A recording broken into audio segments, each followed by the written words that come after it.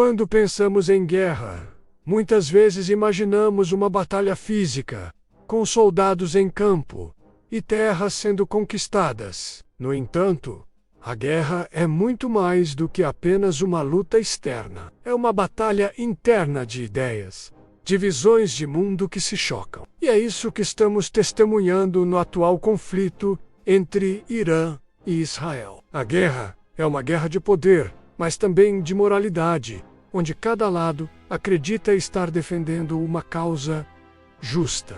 O filósofo Hegel via o conflito como um motor de desenvolvimento histórico. Para ele, a história humana é feita de conflitos dialéticos, ou seja, a luta entre ideias opostas que, ao se confrontarem, geram uma nova síntese, um novo estágio na evolução do pensamento e da sociedade. O conflito entre Irã e Israel não é apenas uma disputa territorial ou religiosa, mas uma manifestação de ideologias conflitantes que buscam afirmar sua legitimidade diante do mundo. Nietzsche, por sua vez, vê o poder e a violência como elementos essenciais da condição humana.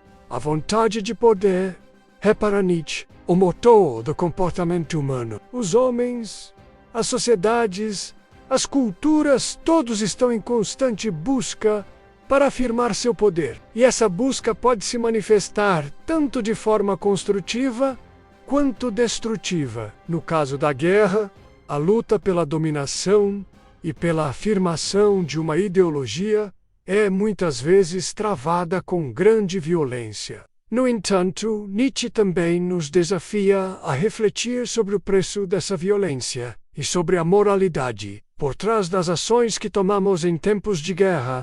Hannah Arendt, por outro lado, nos alerta para os perigos do totalitarismo e da desumanização em tempos de guerra. Para ela, a guerra não é apenas uma luta entre forças militares, mas também uma luta sobre como as ideologias e os regimes utilizam a violência para manipular e controlar as populações. A guerra, então, não é apenas física, mas também uma batalha moral, onde os valores humanos são colocados à prova. Neste vídeo vamos explorar como as ideias desses filósofos podem nos ajudar a compreender não apenas o conflito atual entre Irã e Israel, mas os fundamentos do poder da moralidade e da violência que se manifestam em todo o conflito humano. Parte 1.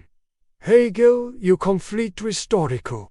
A dialética do poder. Hegel, em sua filosofia da história, descreve o conflito como um motor fundamental do desenvolvimento humano. Para ele, a história não é linear, mas feita de dialéticas, que são conflitos entre ideias ou entidades opostas que, ao se confrontarem, geram algo novo. Esse conceito está enraizado no que ele chama de dialética do senhor e do escravo, onde a luta entre dois seres ou povos opostos resulta no desenvolvimento de uma nova realidade. Quando analisamos o conflito entre Irã e Israel, sob a ótica de Hegel, o Irã representa uma visão do mundo que valoriza o islamismo radical e uma certa forma de resistência contra o imperialismo ocidental, enquanto Israel representa uma nação que se vê como defensora da liberdade e da soberania judaica, mas com uma forte conexão com o Ocidente. Essa luta entre dois sistemas de valores opostos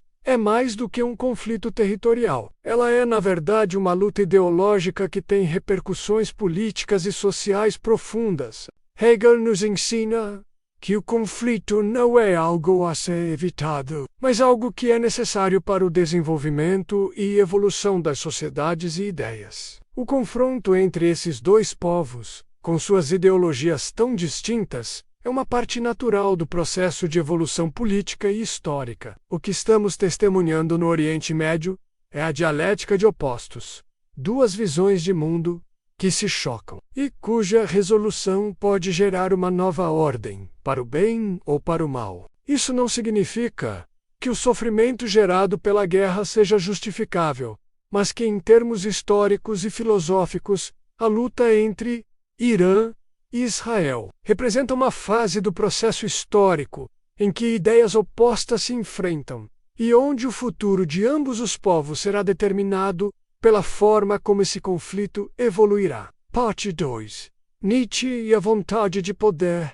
A guerra como afirmação do ser. Para Nietzsche, a guerra é mais do que um confronto político ou militar. Ela é uma manifestação da vontade de poder, uma força fundamental e inescapável da natureza humana. Nietzsche acreditava que o ser humano está sempre em busca de afirmação e dominação, seja em sua vida pessoal, nas suas relações ou no campo mais amplo da política. A guerra entre Irã e Israel pode ser vista como uma expressão da vontade de poder, onde ambos os lados lutam não apenas pelo controle territorial, mas também pela afirmação de sua identidade e visão de mundo. Nietzsche vê isso como uma expressão natural de nossa natureza vital, onde as pessoas e as nações buscam afirmar sua visão da verdade, muitas vezes à custa de destruição e sofrimento. Mas o que Nietzsche também nos desafia a refletir é o preço dessa afirmação. A vontade de poder, embora seja uma força vital que impulsiona os seres humanos, pode facilmente levar à desumanização e à violência. A verdadeira pergunta, então, não é se a guerra é inevitável, mas qual é o custo dessa busca incessante por poder. Nietzsche nos adverte para não apenas afirmar nosso poder de maneira destrutiva, mas também para refletir sobre as consequências existenciais dessa busca. O conflito entre Irã e Israel é um campo de batalha onde a vontade de poder se manifesta de forma crua e direta. No entanto, a filosofia de Nietzsche nos exige que questionemos o que realmente estamos buscando ao travar essa guerra. Estamos buscando verdadeira liberdade, ou apenas uma afirmação destrutiva de nossa identidade e poder? Parte 3. Hannah Arendt e a violência política, menos o totalitarismo da guerra. Hannah Arendt, uma das filósofas mais influentes do século XX, traz uma visão poderosa sobre o uso da violência política e o totalitarismo. Para Arendt, a violência não é algo que surge espontaneamente, mas é muitas vezes instrumentalizada por regimes que buscam controle absoluto sobre as populações. A guerra, para Arendt, não é apenas uma luta física, mas uma batalha moral onde os valores humanos são corroídos. Em tempos de guerra, como o conflito entre Irã e Israel, a violência se torna uma ferramenta de controle político e opressão, e muitas vezes é utilizada para justificar ações de extrema brutalidade e desumanização. Arendt observa como, em regimes totalitários, a violência é sistematicamente utilizada para manipular a opinião pública e deslegitimar os inimigos. Ao analisar esse conflito à luz da filosofia de Arendt, podemos ver como a violência se torna uma extensão do poder político. Ela nos adverte para os perigos de normalizar a violência e como ela pode transformar os seres humanos em instrumentos do poder, deixando de ser uma expressão de conflito legítimo e tornando-se um mecanismo de controle desumano.